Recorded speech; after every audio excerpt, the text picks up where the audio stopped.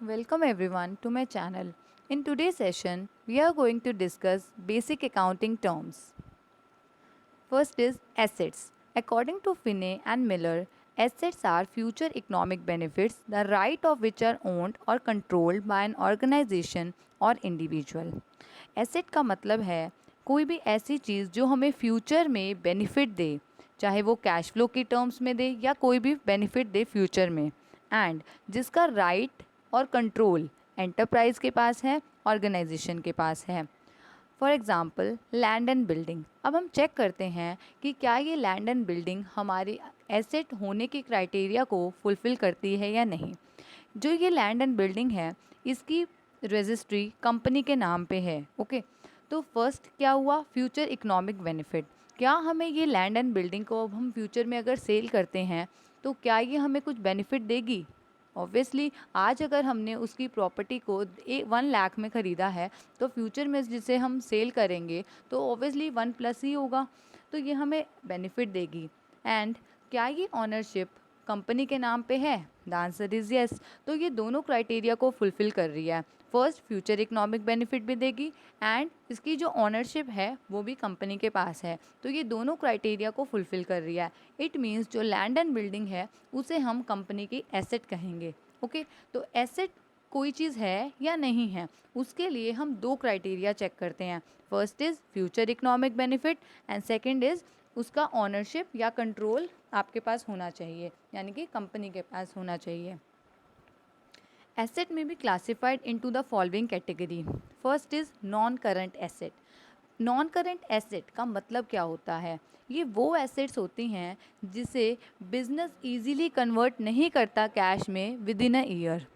इसे हम long term assets भी कहते हैं क्योंकि हमारा जो पर्पस है उसे लॉन्ग टर्म होल्ड करने का है। इजीली हम उसको बेचते नहीं हैं, सेल नहीं करते हैं, तो इसीलिए हम उन्हें क्या कहते हैं? लॉन्ग टर्म एसेट्स कहते हैं।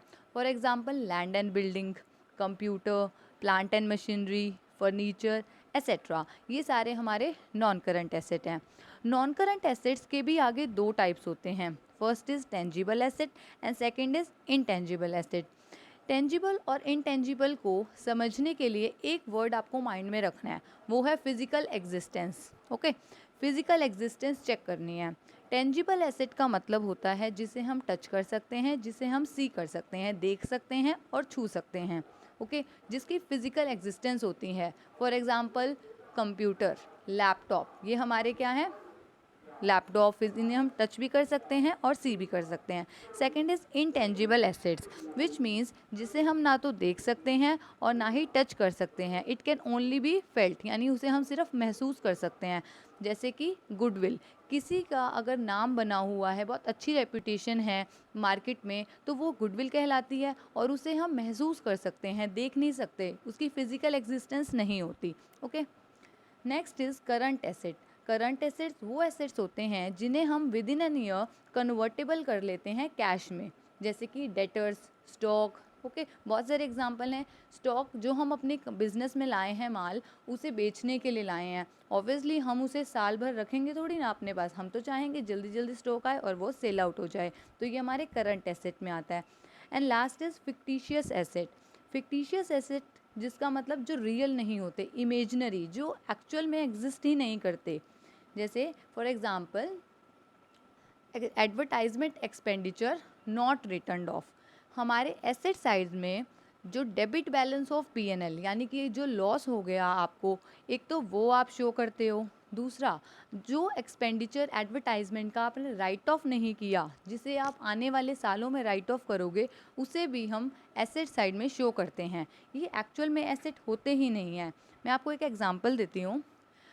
कंपनी ने एक एडवर्टाइजमेंट पे 1 लाख रुपीज़ का एक्सपेंस किया और वो 5 साल के लिए उसको बेनिफिट देगा। तो जो एक्सपेंडिचर उसने 1 लाख रुपीज़ का किया, वो क्या उस सिर्फ 1 साल के लिए है या 5 साल के लिए है? उस 5 साल के लिए है। तो जो खर्चा है 1 लाख रुपीज़ का, उसे हम आने वाले 5 सालों के में ही राइट ऑफ करेंगे। इस साल जो 1 lakh divided by 5 that is 20,000 है, उसको तो हमने एज एन एक्सपेंस पीएनएल में शो कर दिया।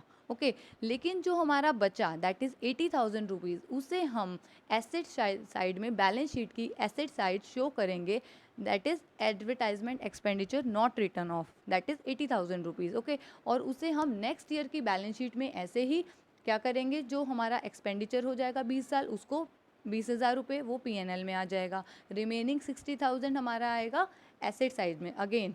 तो ये हमारा जो खर्चा है वो फॉर द टाइम है, वो सिर्फ 1 साल के लिए नहीं है। ओके। सो इस वीडियो में हमने डिस्कस किया एसेट का मतलब क्या है और आगे उसकी classification. Thank you. Please like my video and subscribe my channel.